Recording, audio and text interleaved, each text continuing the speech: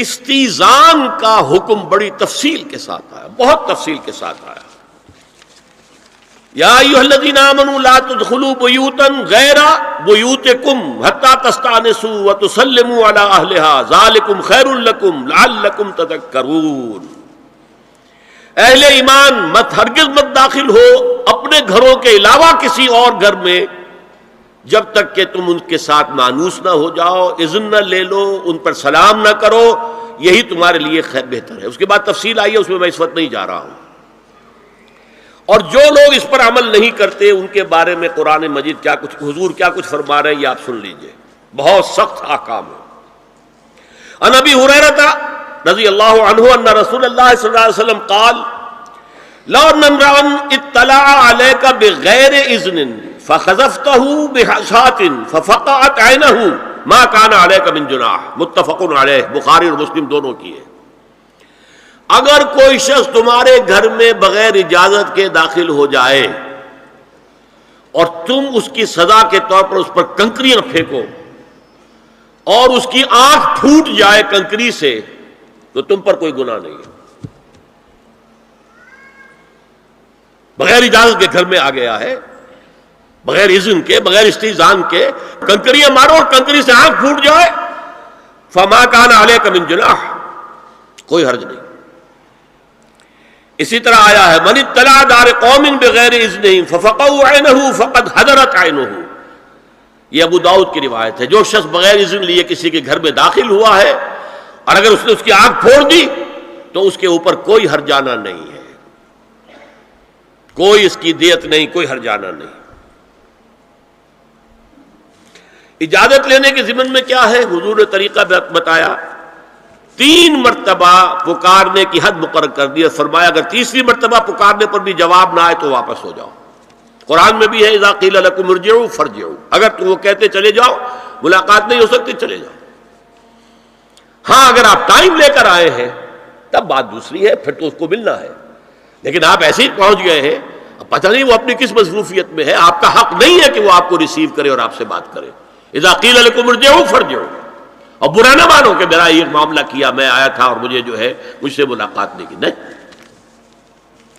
اور اس سلسلے میں ایک بڑا دلچسپ واقعہ ہے. ایک مرتبہ آپ حضرت سعد ابن عبادہ کے ہاں گئے اور السلام علیکم ورحمۃ اللہ کہہ کر 2 دفعہ اجازت طلب کی، مگر اندر سے جواب نہ آیا. تیسری مرتبہ جواب نہ ملنے پر آپ واپس ہو گئے. حضرت سعد اندر سے دوڑ کر آئے اور عرض کیا یا رسول اللہ میں آپ کی آواز سن رہا تھا مگر میرا جی چاہتا تھا کہ آپ کی زبان مبارک سے میرے لیے جتنی بار بھی سلام و رحمت کی دعا نکل جائے اچھا ہے. تیسری مرتبہ بھی آپ کہے. پھر دوڑ کر آئے اور لپٹ گئے حضور سے صلی اللہ علیہ وسلم. یہ ہے استیزان کا معاملہ. کیا ہوا تھا؟ جی السلام علیکم. سب سے پہلے تو میں یہ کہنا چاہوں گی کہ بغیر اریسٹ وارنٹ کے اور بغیر سرچ وارنٹ کے میرپور خاص پولیس ایس پی سمیت 8 اور 6 گاڑیوں کے ہمراہ میرے گھر پر بغیر اریسٹ وارنٹ کے اور بغیر سرچ وارنٹ کے بغیر کسی جرم میں گھر میں اکیلی اپنے 4 بیٹیوں کے ساتھ بیٹھی ہوئی تھی.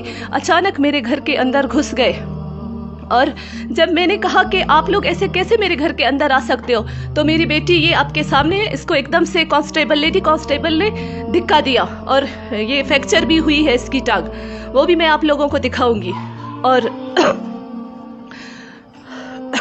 جب میں چیختی رہی چلاتی رہی کہ یہ آپ لوگ کیا کر رہے ہو تو انہوں نے زور زبردستی الماری بلاک کیے ہوئے تھے. میں چابیاں لینے گئی تو انہوں نے ایک دم سے میرے الماریوں کو کھینچ کے ان کے دروازے توڑے، میرے چیزوں کو ڈھونڈنے لگے. جب میں نے پوچھا کہ آپ لوگ کیوں آئے ہو تو کہا اسلم بلوچ کو لینے آئے ہیں. میں نے کہا اسلم بلوچ کا یہ گھر نہیں ہے، یہ اس کے چھوٹے بھائی کا گھر ہے اور میں اسلم بلوچ کی بھابھی ہوں. آپ کس حیثیت کے بنا پر اور کس قانون میں لکھا ہوا ہے کہ آپ چھوٹے بھائی کے گھر میں بغیر کسی اریسٹ وارنٹ کے، بغیر سرچ وارنٹ کے اور بغیر اطلاع دیے ایسے اچانک آپ کیسے گھس سکتے ہو؟ لیکن ان کے باوجود انہوں نے یہ سارا تماشا کریٹ کیا. اور میں خود، میری طبیعت بھی صحیح نہیں ہے، ایک حاملہ خاتون کو آپ لوگ اس طرح، لیڈی کانسٹیبل جب مجھے پکڑ کے لے کے جا رہے تھے تو میں نے ان سے ریکویسٹ کی کہ بھائی 1 منٹ آپ چھوڑ دیں، میں اپنا برقع پہنوں. ہم بلوچوں میں یہ نہیں ہے بغیر چادر کے ہم گھر سے باہر قدم نہیں رکھتے. تو میں نے جب ان سے ریکویسٹ کی کہ آپ لوگ چھوڑے, میں برقع پہن کے آ رہی ہوں, تو جو ایک وہاں پہ کھڑا تھا ایک دم سے بندوق میرے بچوں کو دکھا کے کہا جاؤ اوپر. یہ کون سا قانون ہے؟ میرے بچے ذہنی مریض بن کے رہ گئے. میری ایک بچی نے تو جب سے بولنا ہی چھوڑ دیا ہے. ان کے سر پہ گن رکھا جیسے کسی بڑے کرمنل کے گھر پہ آئے ہیں. تشدد کی بھی ایک حد ہوتی ہے. اور ان چیزوں کے باوجود جب میں برقعے کے لیے کہہ رہی تھی کہ مجھے چادر پہننے دے, تو مجھے دونوں ہاتھوں سے گھسیٹ کے پورے آدمیوں کے سامنے, غیر محرموں کے سامنے, ایک بلوچ عورت کے ساتھ یہ حرکت انہوں نے کی. یہ کہاں کا قانون ہے؟ یہ کہیں کتاب میں کسی قانون میں نہیں لکھا ہوا ہے کہ دیور کے جرم کے لیے آپ بھابھی کو لے کے جائیں. کوئی قتل کا جرم ہوتا, کوئی بڑا جرم ہوتا, بغیر کسی اس کے آپ اس طریقے سے کیسے ایک جانوروں کی طرح جیسے دونوں ہاتھوں سے پکڑ کر گھسیٹ کر مجھے گاڑی کے اندر لے کے گئے. یہ میری ہمت تھی, پھر بھی میں چپ رہی. میں وہاں پہ بھی بولتی رہی, آپ وہاں پہ بھی پوچھ سکتے ہیں, میں وہاں بھی بولتی رہی کہ بھابھی کو کس حیثیت کی بنا پر بھابھی کو آپ لوگ کیسے لے جا سکتے ہو ایسے, اور بغیر سرچ وارنٹ کے, بغیر اریسٹ وارنٹ کے, اور بغیر اطلاع دیے. کیونکہ جلدی میں اگر آپ لوگ آئے بھی ہو تو کس جرم میں؟ کیا کوئی میرا کرمنل ریکارڈ پہلے موجود تھا؟ یہ سارے محلے والے گواہی دینے کے لیے تیار ہے. اور ان محلے والوں نے, ان میں غیرت تھی لیکن ہماری پولیس میں غیرت نہیں تھی. یہ ہمارے محلے کے سارے آدمی باہر آئے, انہوں نے کہا ہمیں لے کے جاؤ, لیکن ہماری بھابھی کو نہیں لے کے جاؤ. یہ ایسی عورت نہیں ہے, اس نے تو کبھی اپنے گھر کے باہر قدم ہی نہیں رکھا ہے. آپ اس کو اس طریقے سے کیسے لے جا سکتے ہو؟ ان کو اندر دھکا دے کے بند کر دیا اور باہر سے سب کے دروازوں پہ کنڈی لگا کے کھڑے ہو گئے. بندوق تان کر بچوں کے سروں پہ کھڑے تھے. کیا یہ بچے بندوق نکال کے ان کو مارتے؟ کیا وجہ تھی؟ جس طریقے سے انہوں نے سرچ کی, واش روم, نوکنگ, یہ تو ہر جگہ ایک رسپیکٹ ہوتی ہے. کسی کے گھر میں آپ انٹر ہوتے ہو تو نوکنگ کرنا, یہ ایک ہر کسی کو, ایک بچے کو بھی تمیز سکھائی جاتی ہے کہ کہیں پہ انٹر ہونے سے پہلے نوک کیا کرو.